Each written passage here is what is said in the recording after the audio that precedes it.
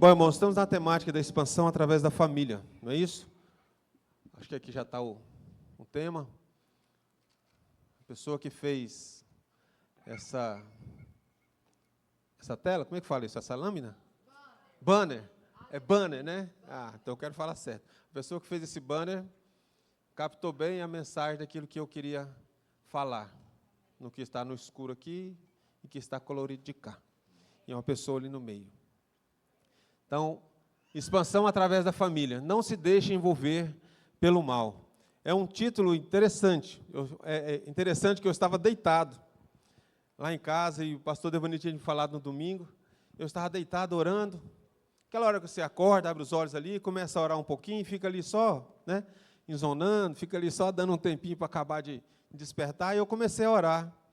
E o Senhor me falou exatamente essa palavra. Não se deixe envolver pelo mal. E eu estava orando exatamente pela palavra de hoje. Algo que nós precisamos ter em nosso coração. O texto que nós vamos ler vai dizer um pouco a respeito disso, e eu quero falar depois do outro texto, que é 1 Samuel 25. O pastor Luiz já falou sobre esse texto um tempo atrás, mas eu quero trazer para vocês uma analogia, um comparativo entre essas duas pessoas que falam nesse texto. Falo de três, mas eu quero falar de duas, que são as mais importantes. E o texto que nós vamos falar, fala sobre Romanos, está em Romanos, capítulo 12, do 13 ao 18. Eu vou ler na NVT. Romanos 12, do 13 ao 18. Diz assim: quando membros do povo santo passarem por necessidade, ajudem com prontidão. E esteja sempre disposto a praticar a hospitalidade. Abençoe aqueles que os perseguem, não os amaldiçoem, mas orem para que Deus os abençoe. Alegre-se com os que se alegram e chorem com os que choram. Vivam com harmonia uns com os outros. Não sejam orgulhosos, mas tenham amizade com gente de condição humilde. E não pensem que sabe tudo. Nunca paguem o mal com o mal. Pensem sempre em fazer o que é melhor aos olhos de todos. No que depender de vocês, vivam em paz com todos. Nós estamos falando a respeito do mal, não se envolver com o mal. E o texto, ele nos traz exatamente uma visão, uma direção em relação a isso, a não nos envolvermos com o mal.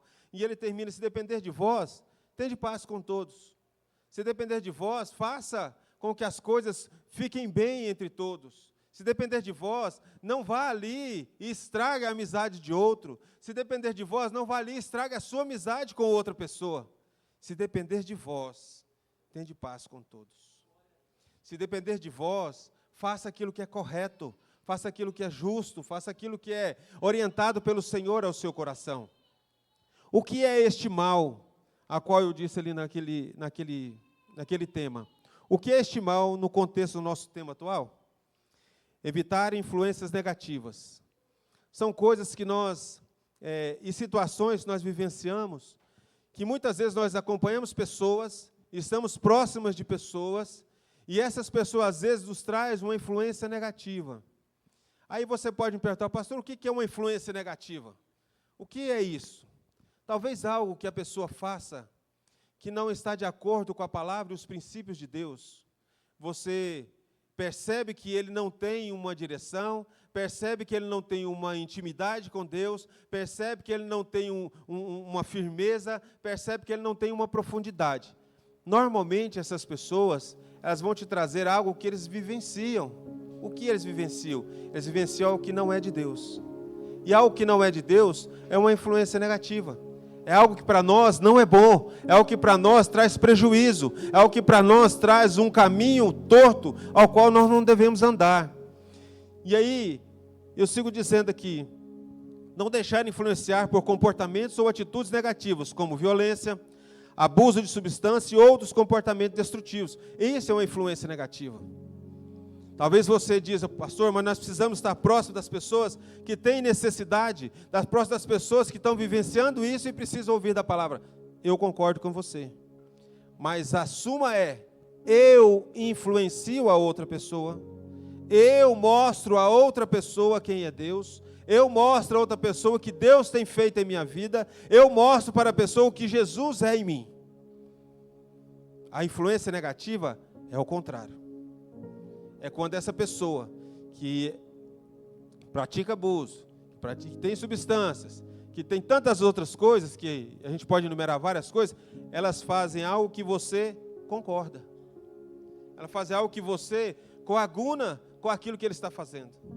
Que você abraça e vai junto fazer as mesmas coisas. O que nós estamos dizendo é exatamente isso. No contexto de família, no contexto de estarmos num ambiente que é um laboratório de bênçãos, que é um laboratório onde Deus traz para nós a possibilidade da existência, a possibilidade de termos pessoas firmes, pessoas alegres, pessoas sadias, pessoas saudáveis em questão de pensamento e tudo. Quando você é influenciado por essas pessoas e trazem a você uma carga negativa, isso vai ser ruim para você e a sua família. Isso, com certeza, você trará à sua família essa influência virá para dentro da sua casa, essa influência virá para o seio do seu lar. E este não é o propósito de Deus para a nossa vida. Não é nos deixar ser influenciados, mas nós precisamos influenciar. Nós precisamos ser testemunhas de Deus, porque assim Ele nos chamou para ser testemunhas deles. E falar daquilo que Deus tem feito em nossas vidas. Esses dias eu ouvi uma pessoa falando que ela frequentava uma determinada religião e passou a ser evangélica, vivenciou o meio evangélico, mas por causa das lutas, por causa das dificuldades, por causa dos problemas, ela disse assim: não, eu vou voltar para aquela religião que eu estava, uma religião de raiz africana. Eu vou voltar. Eu pensei comigo, falei: Senhor, como que pessoas, vamos fazer um comparativo. Vamos dizer que seja eu que estou aqui e falei isso. Como eu, que vivo no meio de tantas pessoas que falam a respeito de Cristo, que mostram o que Cristo faz, que tem o Espírito Santo conduzindo, que tem o Espírito Santo falando, como eu, estando no meio deste, eu quero ir para outro lugar. Eu quero andar para outra situação, ao qual eu vim e não tive nenhum benefício. Irmãos, é porque nós não estamos influenciando da maneira correta. É porque nós não estamos fazendo aquilo que a palavra de Deus nos determina em fazer. É porque nós não estamos mostrando quem Jesus Cristo é em nós. Nós estamos mostrando quem nós somos. Nós estamos mostrando o que eu quero. Nós estamos mostrando o que eu penso. Não aquilo que Jesus é em nós. E muitas vezes, nessas situações, nós perdemos várias pessoas, vão-se embora. Porque a influência, ela não se torna uma influência saudável, ela não se torna uma influência sadia, ela é uma influência negativa. Ela é uma influência que faz a pessoa repensar que talvez onde ela estava, naquela situação, largada, deixada nos braços do diabo, seja melhor do que estar aqui. Talvez você conheça alguém dessa forma. Talvez você conheça alguém que já até disse isso. Eu não sei. Provérbios capítulo 13, verso 20 diz assim: quem anda com os sábios se torna sábio, mas quem anda com os tolos sofrerá as consequências. Será que nós somos tolos? Você já se perguntou isso? Será que você é tolo? Por uma pessoa andar com você, estar com você e sofrer consequências e não benefícios? E querer voltar ao estado que ela estava antes, do que ficar neste lugar e crescer e amadurecer e aprofundar na palavra? É o que nós precisamos pensar, é o que nós precisamos analisar. Qual é um outro motivo? Manter valores e princípios. Isso é algo que é indiscutível em relação à família. Como nós vamos expandir, como nós vamos crescer, e nós não estamos falando de crescer financeiramente, isso é bom, é algo que acontece, não é crescer financeiramente, mas é crescer em relacionamentos dentro da nossa família. Se nós formos perguntar aqui quantas pessoas, ou quantos que estão aqui, tem alguém na família que não conversa, que não se olham um ao outro, nós vamos achar muitas pessoas. Por quê? O que eu estou fazendo? O que eu estou fazendo com os princípios que eu tenho aprendido aqui? O que eu estou fazendo com os princípios que o Senhor tem me ensinado a cada dia?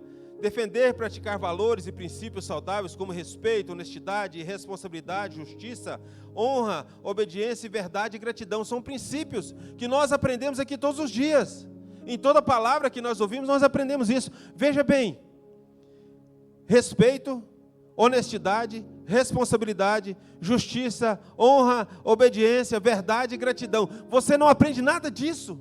Eu não aprendo nada disso e deixo com que as coisas, que a influência negativa me faça andar por um caminho errado? Como que a minha família vai expandir em estar junto, em ter aquela comunhão, se eu não faço isso? Se eu não sou a pessoa diferente daquele meio? Se eu não sou a diferença naquele meio? Se eu não faço aquilo que a palavra me diz e faço sim aquilo que todos querem que eu faça? Se eu não faço aquilo que a palavra me orienta, mas faço aquilo que eu gosto, aquilo que eu quero, aquilo que eu acho bom. Eu preguei para vocês na outra palavra que eu falei sobre Paulo. Quando Paulo fala sobre o ministério dele, o bom combate que ele combateu, vocês lembram da lista enorme que ele passou? Açoites, varadas, perigo de morte, assalto e tantas outras coisas. E ele fala, eu combati o bom combate. Agora você imagina, aí nós estamos diante da nossa família, diante das situações que nós vivenciamos dentro da família, e nós fazemos o quê? Em vez de mostrarmos a Cristo, nós fazemos igual a eles. Nós somos iguais. Nós não somos diferentes. E Jesus nos chamou para ser diferentes. Jesus nos chamou para cumprir o que está escrito nessa palavra. Ele não nos chamou para cumprir aquilo que a sua família quer que faça. Aí você pode me dizer, pastor, mas é minha família, eu preciso estar junto, eu preciso agregar, precisa, eu concordo. Mas você precisa dentro dos princípios da palavra. Não se igualando a ele para menos, mas fazendo com que ele volte a você para mais. Para onde o Senhor tem te mostrado, para onde o Senhor tem te falado. Filipenses 4:8 diz assim, é um texto que eu gosto muito de ler, quase toda visita que eu vou, eu leio esse texto, porque ele é um texto maravilhoso. Filipenses 4:8 diz assim, por fim, irmãos, quero lhes dizer só mais uma coisa. Paulo falando aos filipenses. Concentre-se em tudo que é verdadeiro, tudo que é nobre, tudo que é correto, tudo que é puro, tudo que é amável, tudo que é admirável. Pense no que é excelente e digno de louvor. Paulo já nos fala isso. Para nós pensarmos nessas grandes coisas, nessas virtudes maiores que estão ali. E nós chegamos no seio da nossa família e pensamos o quê? Eu vou deixar de lado um pouco o evangelho, porque eu estou com a minha família, e eu vou fazer aquilo que agrada a todos. Quero dizer para vocês, eu mais a Luciene, quando eu conheci a Luciene, eu estava desviado dos caminhos do Senhor. A Luciene converteu, batizou e eu voltei para os caminhos do Senhor. E por um certo tempo, dentro da família existia lá umas festas, algumas coisas que a gente participava. E a gente participava e tal, aquela coisa, né? E molejo para cá, molejo para lá, algumas coisas ali, e vai acontecendo. Mas vai chegando um determinado tempo, você vai amadurecendo, e você vai percebendo aquilo que o Espírito Santo tem falado e mostrado ao seu coração. Você vai percebendo que aquilo não é para você mais. O diabo só tem colocado na sua frente para que você seja envergonhado o dia que você falar de Jesus para aquela pessoa. Nós estamos falando de expansão na família. Através dessa família. Nós não vamos expandir, nós não vamos conseguir isso se nós fizermos as mesmas coisas que o mundo faz. Não conseguiremos. Traremos para nós consequências, traremos para nós situações que às vezes você nem entende o que está acontecendo, mas está acontecendo. Porque os princípios da palavra não têm sido exercidos. Mais alguma coisa, proteger a família. Tomar medidas para proteger a família de influência negativa, como estabelecer limites e regras claras. É o que eu estou falando aqui. Talvez precisamos de limites em relação àquilo que nós fazemos. Talvez você não, talvez eu sim. Eu preciso de limites em algumas coisas? Preciso. Preciso que as coisas encaixem de uma maneira melhor em relação àquilo que Deus me ensina, em relação àquilo que o Espírito Santo coloca em meu coração. Eu não posso fazer tudo aquilo que eu quero. Se eu pudesse fazer o que eu quero, eu não estava como servo. eu estaria como Senhor. E essa é uma palavra que nós precisamos entender muito bem. Nós somos servos. E como servos, nós cumprimos a palavra do nosso Senhor. Eu gosto sempre de lembrar esse dizer de Jesus. Jesus falava assim: o meu alimento, veja bem, o que significa alimento? É sustento, é vida. O meu alimento é fazer a vontade do meu Pai. Porque nós então não fazemos da mesma forma. O meu alimento é fazer a vontade do meu Pai. Qual que é a vontade do Pai? Está aqui, ó, na palavra. Está aqui na palavra. 2 Timóteo, capítulo 3, versos 16 e 17. Ele diz assim: limites e regras claras, aonde você vai achar? Toda a Escritura é inspirada por Deus e útil para nos ensinar o que é verdadeiro e para nos fazer perceber o que não está em ordem em nossa vida. Olha bem esse texto, essa versão é muito boa. Toda a Escritura é inspirada por Deus e útil para nos ensinar o que é verdadeiro e para nos fazer perceber o que não está em ordem em nossa vida. Ela nos corrige quando erramos e nos ensina a fazer o que é certo. Está tudo aqui. Toda a Escritura, ela é hábil para isso, ela é útil para isso, para trazer essas regras, trazer essas situações. E qual um outro tópico? Modelar comportamento positivo. Modelar é o quê? Ser modelo. Eu preciso ser modelo. As pessoas olharão para mim. Eu erro. Nós pecamos. Talvez inconsciente ou consciente. Talvez de uma maneira que você não queria, mas aconteceu. Não somos justificáveis por isso, porque nós pecamos. Mas o grande sustento, o nosso grande sustento é dizer que nós temos um advogado diante do Pai, que Ele intercede por nós, e nós temos o Espírito Santo que intercede por nós com os gemidos inexprimíveis. Então nós podemos ser modelo, porque a palavra diz que todo o poder foi dado a Jesus, no céu e na terra. Todo o poder foi dado a Ele. Nós somos o quê? Herdeiros e co-herdeiros em Cristo Jesus. Se nós somos herdeiros e co-herdeiros em Cristo Jesus, todo o poder nos foi dado no céu e na terra. Então você tem o poder para fazer isso. Amém? A família é uma unidade espiritual. A família não é apenas uma unidade social, mas também espiritual. Deus deseja que as famílias sirvam como pequenos santuários, onde sua presença é manifestada. Foi o que eu disse no começo, a família é um reduto, é um lugar onde você precisa reencontrar as suas energias, as suas forças. É um lugar onde você chega e se sente bem. Onde você chega e as coisas acontecem. Mas para que isso seja real, nós precisamos estar de acordo com a palavra de Deus. Nós precisamos fazer aquilo que a palavra nos orienta a fazer. Veja bem, Deuteronômio capítulo 6, versos 6 ao 9, diz assim. Perceba, põe lá para mim. Deuteronômio 6, do 6 ao 9. Olha lá. Guarde sempre no coração as palavras que hoje lhe dou. Deus estava falando ao povo. Repita-as com frequência a seus filhos. Está falando de família? Não está falando na sua casa?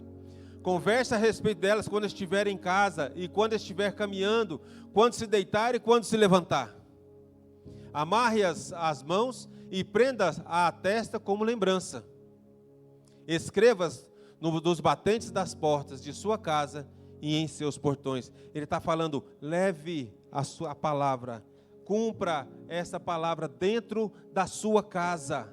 Lá dentro desse reduto, lá dentro desse embrião, lá dentro é que você precisa cumprir isso aqui, porque de lá isso manifestará para todos os lugares, de lá ela levará para todas as nações, levará para todas as cidades, levará para todas as ruas, para todos os seus vizinhos, para onde o Senhor quer, ela levará, porque você está indo a palavra de Deus lá dentro da sua casa. Dessa forma sim, você expandirá, dessa forma sim, as coisas acontecerão. Dessa forma assim, você falará com a pessoa de Jesus, ela cairá de joelho e falará, eu quero esse Deus, eu quero esse Jesus, porque as coisas estão acontecendo lá dentro da sua casa. Se não acontecer lá, Se o marido, nós vamos falar isso agora há pouco, se o marido for um marido terrível, se for um marido de duas caras, um marido que aqui é uma coisa, lá em casa é outra, uma mulher que aqui é uma coisa, lá em casa é outra, não vai acontecer, irmãos. De Deus não se zomba. Deus está vendo tudo. Deus vê todas as coisas. Ele vê, e o Espírito Santo sabe o que está no seu coração e no meu coração. Ele sabe o que você está pensando agora. Qual é o raciocínio que você está tendo aí agora. Deus sabe tudo. Nunca se esqueça disso. Eu quero passar para o texto lá de 1 Samuel. 1 Samuel 25. Eu não vou ler o texto todo, eu vou falar só algumas coisas a respeito desse personagem chamado Nabal. O pastor Luiz falou isso que, se não me engano, em fevereiro. Ele falou a respeito de Nabal. Nabal e Abigail. Ali entra um personagem só para incitar aquilo que ia acontecer durante todo o capítulo, que é Davi. Davi entra para fazer um pedido a Nabal, porque ele estava ali, ele ficou um determinado tempo acompanhando os pastores de Nabal, e ficou um determinado tempo cuidando deles ali, não deixando que nada acontecesse, não deixando que fosse roubado, que as pessoas viessem e salteassem o seu rebanho. E ele ficou ali dessa forma. Quando chegou a época das festas, época da tosquia, o que é tosquiar? Tosquiar é tirar as lãs, né? Lá fala o texto que ele tinha 3.000 ovelhas. Eu estava lá em casa pensando, falei, gente, 3.000, tosquiar 3.000 ovelhas, haja mão. E eu não imagino, e não devia ter, talvez alguém saiba, não devia ter eletricidade, né? Lá no campo. Provavelmente o jeito de tosquiar era aquele manual, tchac, tchac, tchac, tchac, tchac. Você imagina isso? 3.000 ovelhas. Você já viu tosquiar uma ovelha? Já viu? Você nunca viu? Vai na internet e olha como tosquia uma ovelha. Tem um negocinho que faz assim, um negocinho de cortar. Hoje é elétrico, vai cortando. Mas você corta, que tira na cara, no olho, no nariz, na orelha, para todo lado na ovelha, um trem mais doido. E vai tirando aquele tanto de lã. E você, o que você faz com essa lã? A lã provavelmente é vendida. Então Nabal não era um homem pobre. Nabal era um homem rico. E Davi colocou diante dele, mandou um servo dele pedir para ele alguns mantimentos. Não como paga por aquilo que ele fez, mas como gratidão por aquilo que ele tinha feito. Davi entendeu que poderia ir lá e pedir. O que Nabal fez? Olha lá para você no capítulo 25. Deixa eu só achar aqui. 10, mas é no 10. Quando Davi pede, olha o que Nabal responde. 25, 10. Quem é este Davi? Perguntou-lhes Nabal. Quem é este filho de Jessé? Quem esse filho de Jessé pensa que é? Hoje em dia há muitos servos que fogem de seus senhores. Passa o outro. Devo pegar meu pão, minha água e a carne dos animais que abati para os meus tosqueadores e entregar a um bando que vem não se sabe de onde? Olha o que o cara disse. O texto vai dizer logo abaixo que Nabal era um homem insensato. Ele estava respondendo a um homem de guerra. Ele está respondendo a um homem que matou milhares de pessoas. Ele está respondendo a um homem que era forte. Davi não era qualquer pessoa. Davi já era ungido para ser rei. E eu fico imaginando, às vezes nós olhamos assim e fala que Davi era franzino, era isso. Eu imagino que Davi era forte. Devia ser um cara meio bruto. Deixa eu falar, igual o Glaucio, assim, mas o Glaucio é meio brutão. A gente olha assim para o Glaucio, parece tão fraquinho, né? Eu falo brutão no bom sentido, Glaucio. Não é de coisa, não. É de força, de capacidade, de resistência, de resiliência. O Glaucio viveu nesse meio, e a gente acompanhando aqui o tempo todo. Às vezes eu olho para ele e falo, não tem lógica, esses bracinhos tão fininhos, gente, uma coisinha de nada, fazer tanta coisa. Eu imagino que Davi seria dessa forma, um cara que era duro, um cara que era, sabe, resistente. E quando Nabal respondeu para ele, o que ele disse? Vou lá matar esse cara. Vou lá acabar com todo mundo. Você vai ler no texto, ele vai falar, vou lá acabar com todo mundo. Eu quero ser, vou parafrasear, né? Eu quero ser um cão, se hoje eu não matar todos os filhos, todas as pessoas daquele lugar. Veja bem, o que eu quero trazer em relação a Nabal para nós? Nabal pode representar tanto o homem na casa quanto a mulher.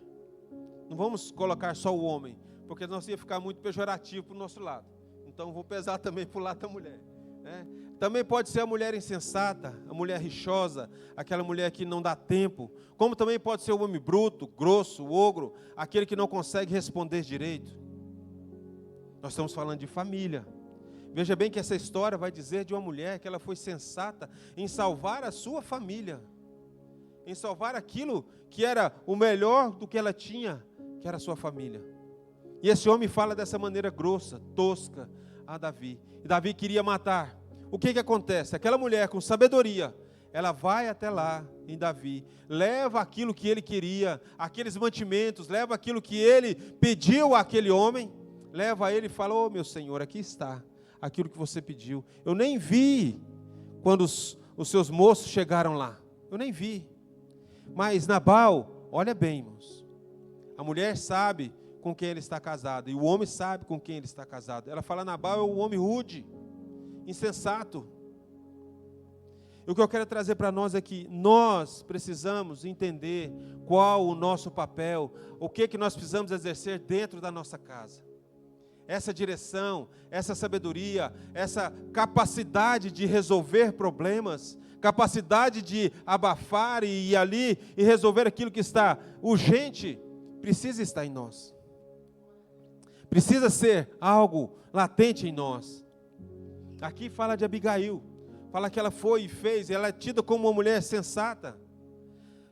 Nabal significa insensato, exatamente isso, tolo. E Abigail significa alegria do pai. Então assim, ela foi uma mulher que entendeu o conceito, entendeu aquilo que estava acontecendo, que as coisas iriam para um lugar pior. Ela já sabia o que queria acontecer, ela já estava no coração dela que o mal já estava rodeando a sua casa. Ela não quis se envolver com o mal, ela quis buscar o bem, ela quis buscar aquilo que era melhor, ela quis buscar aquilo que poderia ser algo que pudesse dar à sua família vida. E ela foi lá e levou a Davi. O que eu aprendo com isso? E que eu quero trazer para vocês? Precisamos estar atentos. Precisamos estar muito atentos naquilo que acontece em nossa volta. Muitas vezes nós fazemos ou falamos coisas que vão gerar tantas dificuldades, vão gerar tantos problemas a outros. Muitas vezes inocentemente e muitas vezes conscientemente. Muitas vezes os nossos lábios falam coisas que não deveriam ser ditas. Nabal fez isso. Da insensatez, ele trouxe a morte à sua família. Da nossa insensatez, nós trazemos dificuldades e problemas para a nossa família. Da nossa insensatez, nós trazemos a falta da presença de Deus em nós, da presença de Deus em nosso lar. Mas pelo contrário, no caso de Abigail, ela traz sobre a família a vida, ela traz sobre a família a sensatez, ela traz sobre a família aquilo que era bom, a presença de Deus. E é isso que nós precisamos nesta noite. Trazer para a nossa casa, trazer para dentro do nosso lar a sensatez, a sabedoria, trazer para dentro do nosso lar o conhecimento da palavra de Deus, trazer para o nosso lar aquilo que é verdadeiro, aquilo que é saudável, aquilo que é justo, aquilo que é bom.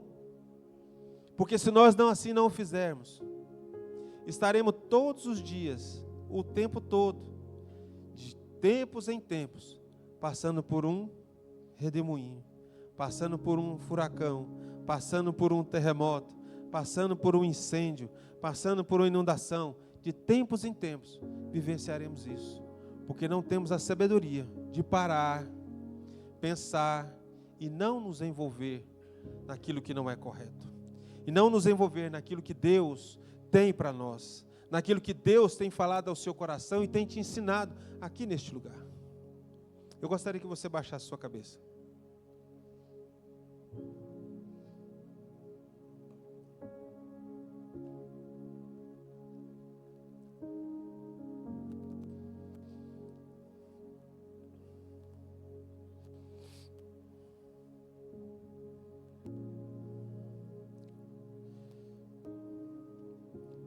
A vida de Nabal e Abigail é um rico ensinamento sobre caráter, liderança e a dinâmica entre insensatez e sabedoria. Através de suas histórias, podemos aprender sobre a importância de agir com prudência e a influência que uma pessoa sábia pode ter em situações desafiadoras. 1 Coríntios, capítulo 10, do verso 31 ao 33. Paulo vai dizer assim aos Coríntios. Vem para mim. 1 Coríntios 10, 31 ao 33.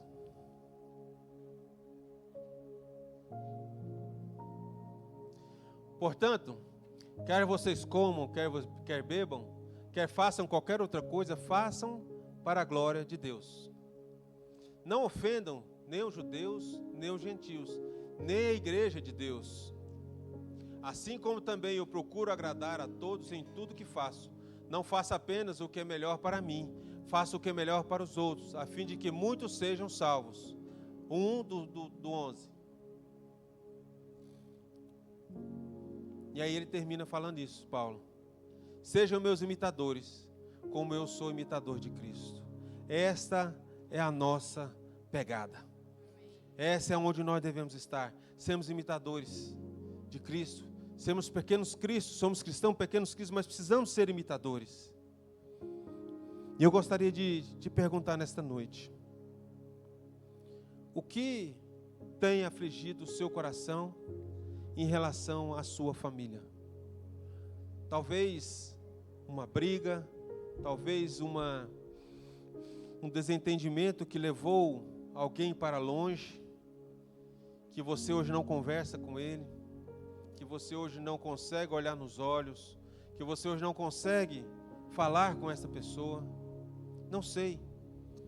Tem tantas coisas que podem acontecer, tantas coisas que podem nos levar a termos uma família desajustada. Para expandirmos, essa família precisa estar ajustada. Para expandirmos, essa família precisa estar no trilho de Jesus. Para expandirmos, essa família precisa estar na imitação de Jesus. Da maneira que ele andou, como ele fez, nós também fazemos. Eu queria te perguntar, talvez você tenha uma certa dificuldade, eu não gostaria de orar por você. Se você vier aqui à frente, talvez você não queira, eu não sei, mas vir à frente é um ato de fé. Vir à frente é o ato que você diz publicamente: eu tenho fé que as coisas mudarão. Eu tenho fé que eu serei vencedor diante dessa luta. Eu serei vencedor diante dessa dificuldade. Eu serei vencedor diante daquilo que eu tenho passado. Eu quero te chamar aqui à frente. Vem aqui, nós vamos orar por você.